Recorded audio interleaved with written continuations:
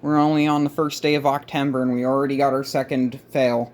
We got this Westinghouse Mobileaire, and this is owned by the lady who picks up my scrap metal. And I might send a link to this to her so I can actually give her an understanding of what's going on.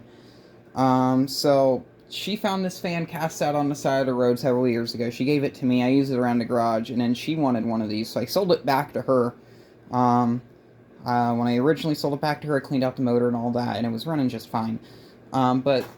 She brought it back, and she had the issue of wherever she'd touch the case on it, she would get shocked, which is not good. And brought it over here. I did some testing, and there is, I think, 100 volts going through the case to ground. And I'll just kind of show that off in the video. But I tore the whole thing apart. There's no wires on it that are touching the frame. Nothing that's touching the frame.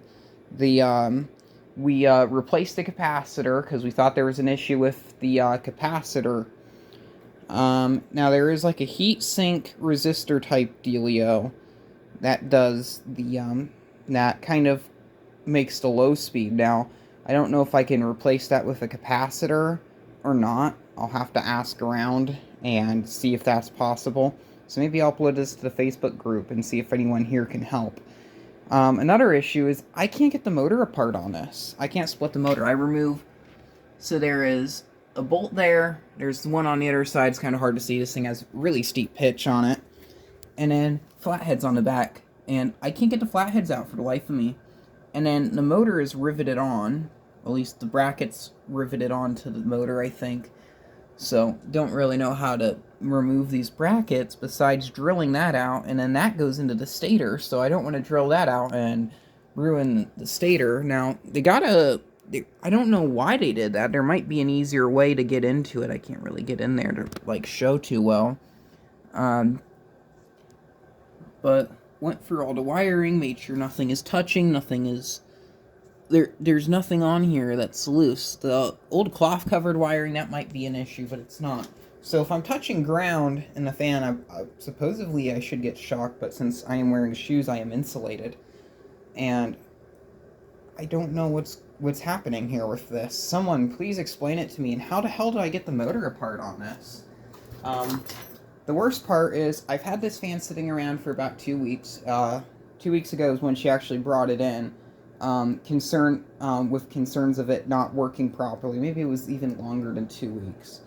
And she's like, I want this fan working. I need something to use in my garage. And I was like, okay, I'll try to get around to it. And I've been busy. We had the whole garage flood, I think, happen at the time. And I don't even know what my other excuses are. I got all that stuff going on over there. I got the ceiling fan installed, which there might be a video of that or something. Did this thing the other day. Probably some stuff going on inside. Oh yeah, and I was sick for like 3 days, but that's also besides the point. But anyway, with this I had a look at it. I had a Technological Heritage over here helping me with it, and I have no idea where the heck this thing is shorting out to. Like, I tried, and I don't know what to do on this. The only thing I can think of is getting the motor replaced. The fan runs just fine. It's just the case on it's live. And even, like, just now I get kind of a tingle when I'm touching it. And I thought that's just my arms being sore because I've been working literally all day. But we'll do some proper testing with this. First we'll hook up the meter. We have a hot lead, which I will attach onto the rear grille of the fan, like so. And then I have a neutral, which I am going to attach directly to the ground. Maybe it connects here. I don't know. It's painted, so I don't know how... That's DC.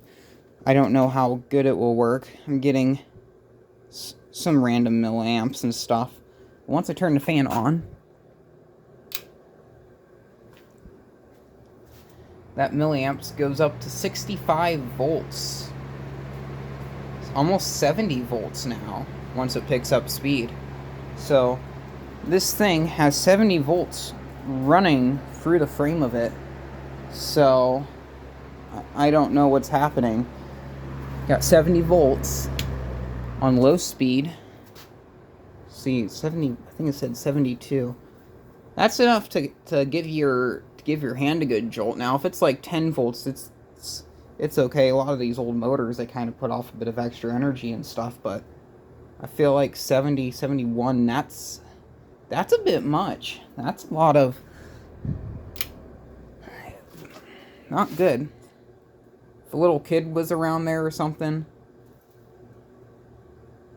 We got 4.52 millivolts, so when it's off, supposedly it's safe. And I checked all the wiring connections. I've checked the wire going into the unit, the wires going into the motor. None of it's bare.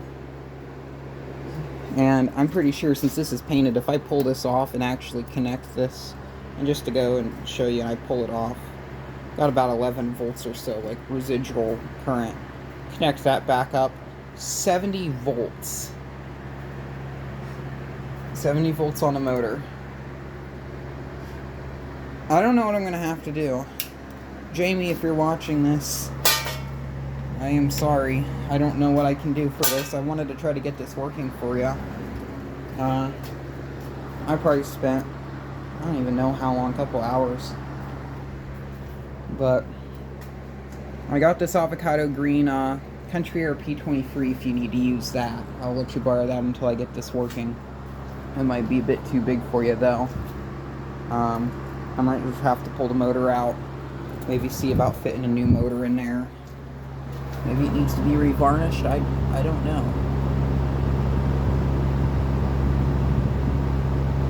Definitely should not be hot like that. I'm also not looking forward to taking it apart because this back grill was super hard to put back on.